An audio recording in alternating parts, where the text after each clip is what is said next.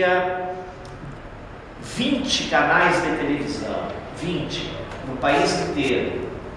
Desses 20, 17 eram dos Diários Associados. Assis Chateaubriand. Esse pacto, digamos, que se chamava Rede da Democracia, entre 3 grandes empresas de comunicação, elas começaram a colocar em pauta só expoentes da direita e extrema-direita brasileira. Neofascistas, integralistas, todos grandes latifundiários, movimento, todo tipo de movimento anticomunista começaram a ser matéria de jornal, a dar entrevista em rádio e televisão, certo? Quando aconteceu em 13 de março de 1964, que se chamou de Comício das Reformas, né? Que foi uma grande manifestação promovida pelo governo João Goulart, trabalhista, para começar a implementar as reformas, basicamente reforma agrária, reforma urbana, de salário, aluguéis e essa coisa, né? E também a nacionalização de empresas de mineração, não mineração, mas exploração de petróleo. Com isso, imediatamente, toda a mídia, aqueles 90%, né, constatados na pesquisa, implementaram uma campanha que é entre 14 de março até no dia 31, que era uma campanha em que todas as manchetes tinham conteúdo de associação do governo com o comunismo. Todas. Era diariamente tinha manchete: comunização do país, propensão à comunização e essa coisa toda. Então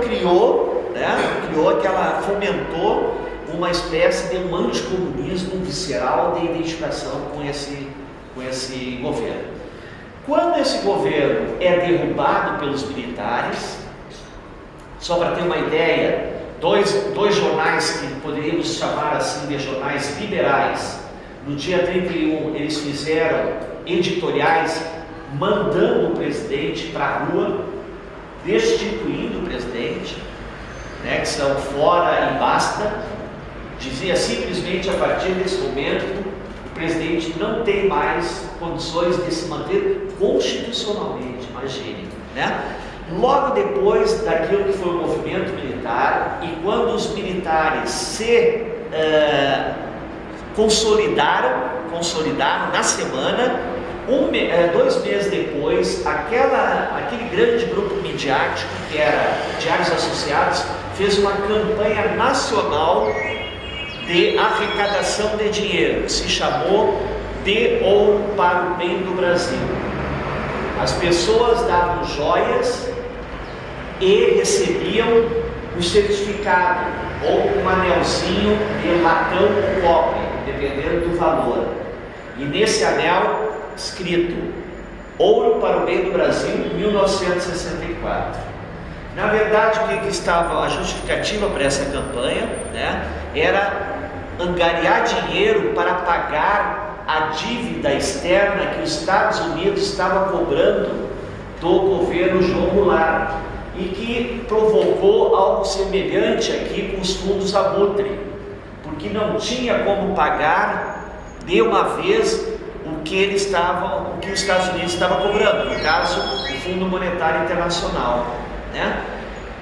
E os militares, então, já a mídia respalda e legitima o governo através desse fato.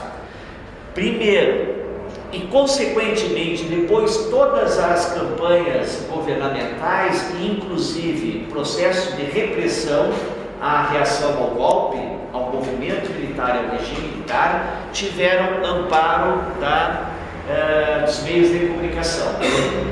Todos, desde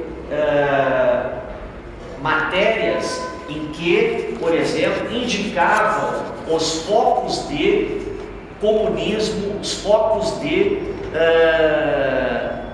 digamos, não terroristas, mas de pessoas que se opunham a isso. Então, por exemplo, há 2, 3 matérias em que professores universitários são matérias, dizendo como que esse professor ainda dá aula na Universidade de Buenos Aires, como que esta pesquisadora está na Universidade de Brasília, está em determinado instituto de pesquisa.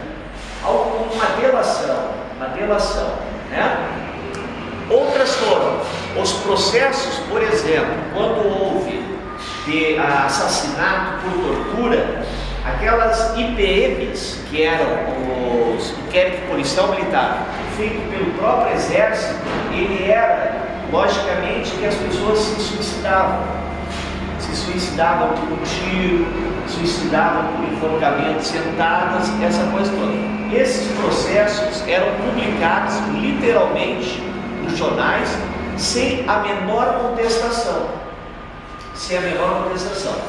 E para ilustrar isso, dois casos. O primeiro foi, já no final do regime militar, em 1977, quando é o último, começa a definição do último governo, né? Um general que era da extrema direita, ele fez um levantamento no serviço público de 75 comunistas, que ele chamava, né? Pois o jornal Estado de São Paulo publicou a relação com cada setor, dizendo funcionário público chamado de comunista pelo general tal trabalha nesse departamento. Vocês imaginam uma exposição dessa, né? 13 anos depois do início do regime militar. Então não tem uma justificativa de dizer, não, nós não colaboramos, ou a gente vai publicar algo que não tinha, né? Que na verdade era uma delação dessas. E o último, então, para finalizar, é se vê esse momento e legitimação no próprio decorrer. Eu fiz um levantamento de 4 capas, por exemplo, de um jornal, que é o Jornal do Brasil. No primeiro dia do golpe militar, quando derrubaram o presidente João Goulart, o editorial é Vitória da Democracia. Primeiro dia. No dia de comemoração de 1 ano do golpe do regime militar, aí em 31 de março, o regime se efetivou em 1º de abril, no dia dos Morros, mas colocaram na edição 31 de março, a Revolução tem aprimorado o Brasil. Na comemoração de 10 anos, já está, a Revolução precisa fazer ajustes, sempre tratando de Revolução, né? Precisa fazer ajustes. Ajustes. Arrumar, né? Ajuste. Em 1984, último ano do regime militar, quando já estava definido a troca, né? O retorno ao serviço, aí o caderno especial chamava equívoco e retrocesso. Então a primeira coisa que era, né, Vitória da Democracia, 20 anos depois, quando já estava determinado que não haveria continuidade desse regime, se tornou um equívoco e um retrocesso, né? Então esse basicamente meu trabalho